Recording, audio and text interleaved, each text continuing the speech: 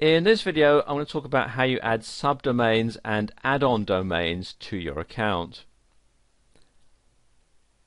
Well, what is a subdomain? Basically, a subdomain is like an annex to your regular domain. And it lets you keep part of your website separate from all the rest. Now, we've all seen subdomain URLs on the internet. You've all seen something like this: www.shoppingcart.yoursite.com. Well, the shopping cart bit, the bit between the www and the .yoursite.com, is actually the subdomain, and that is a separate part of the website. And subdomains can have all sorts of uses.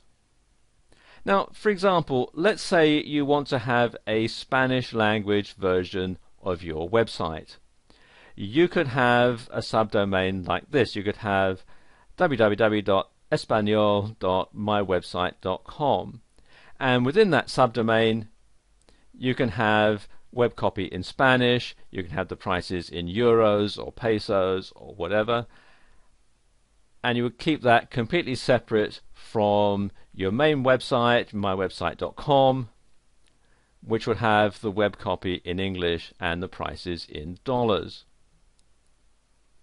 Now, add-on domains work in conjunction with subdomains, and they enable you to have more than one domain on your account.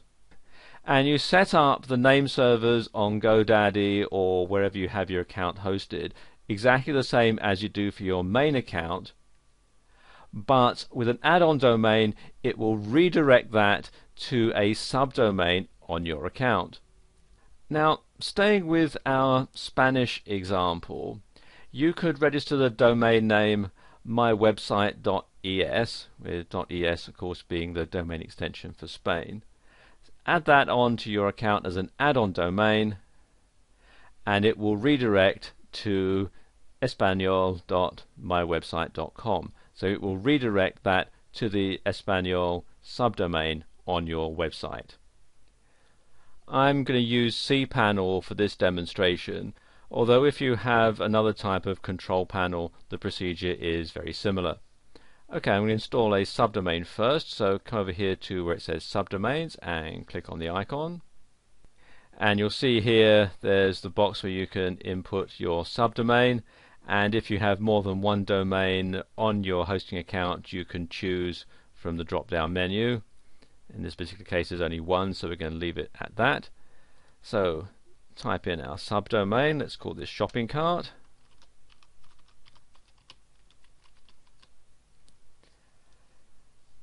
And then just click in here in the box that says document root, and that will set up the document root. And this is a folder on your web server into which everything that's in your subdomain is going to be stored. So it's going to keep it separate from everything else that's on your domain on your server. So everything that's in the subdomain will be in the folder here, and everything that's in the folder will be under your subdomain.